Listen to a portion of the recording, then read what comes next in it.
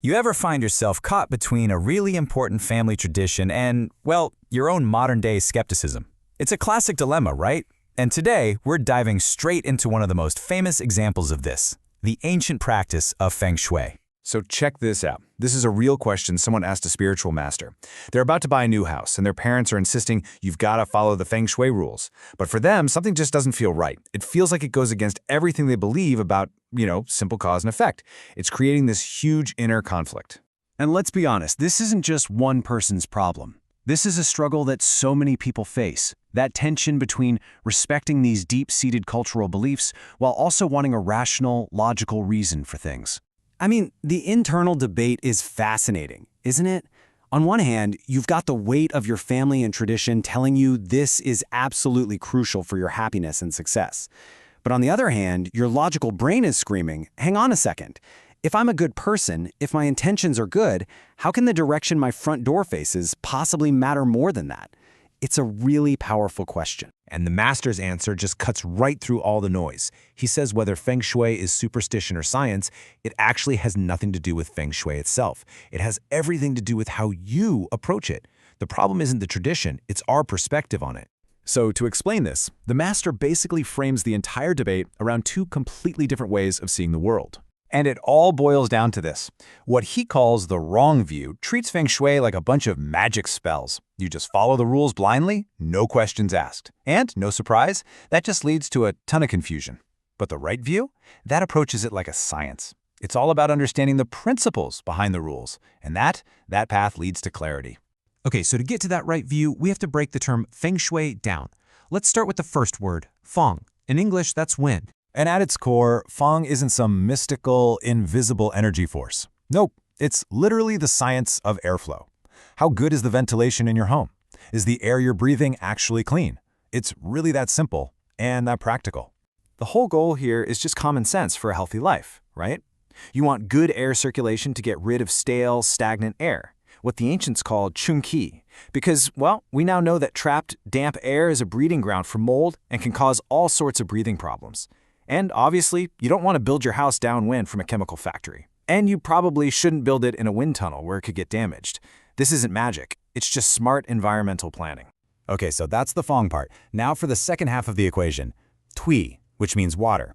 And you guessed it, just like with wind, this is all about practical science, not some kind of mystical belief. Truity is simply the study of your water. Where's it coming from? Is it clean? Is it going to sustain life, or is it going to make you sick? This was a life or death question long before we had modern water treatment plants.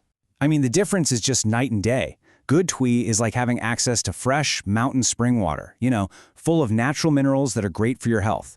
Bad Tui is drawing your water from a source that's been polluted by some factory upstream.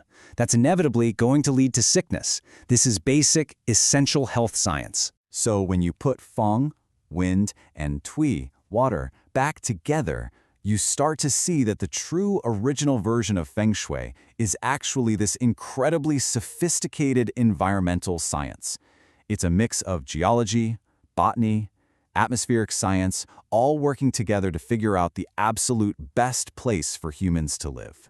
So what does this look like in the real world? A perfect example is the imperial palaces in Beijing. They all face south. Now, someone with the wrong view would just say, well, that's the rule, you face south. But someone with the right view asks why, and the answer is brilliant. In Beijing's freezing winters, facing south allows the low winter sun to pour through huge windows, warming the palace up naturally. It can literally raise the indoor temperature by 10 degrees Celsius. It's incredible passive solar design. All right, now for the ultimate test. This is where it all clicks into place. What happens when you take a rule that works perfectly in one place and you just apply it blindly somewhere else? Let's take that face south rule from Beijing and let's transport it to the Southern Hemisphere, to a city like Melbourne, Australia. If you're just following the rule, what do? This is the big aha moment. If you blindly apply the rule in Melbourne, your house now faces south, directly towards Antarctica. The sun, which is in the northern sky down there, will never shine into your home. It becomes a dark, damp, moldy cave.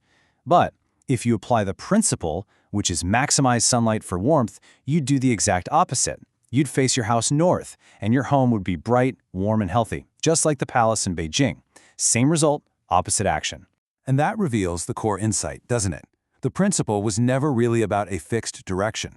It was always about orienting a home towards the sun to create a better, healthier environment. The rule is just one specific application of a universal scientific principle. Understanding this takes us way beyond all that commercialized, mystical stuff and connects us to a much, much deeper way of looking at the world.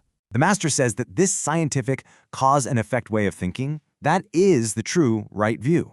And in Buddhism, it has a name, dependent origination. It's this beautiful idea that everything is interconnected. A polluted river causes sickness. Proper sun exposure causes warmth and health. It's all just a web of causes and their effects. So why is so much of the Feng Shui we see today all about lucky charms and mystical jargon? Well, the master has a pretty brutally honest take on why some practitioners might prefer confusion over clarity. He puts it this way. So let's just tie this all together. At its heart, true Feng Shui isn't superstition. It's an environmental science. The absolute key is to stop following rules blindly and start understanding the scientific principles behind them. The real goal is just to create a healthy and comfortable place to live by understanding the causes and effects in your own environment. And that leaves us with a final thought to chew on. This whole idea of separating the principle from the rule, the science from the superstition, you can apply that to so much more than just Feng Shui. It really makes you wonder, doesn't it? What other pieces of ancient wisdom have we dismissed or followed blindly, when there's a powerful, practical science waiting to be rediscovered just beneath the surface?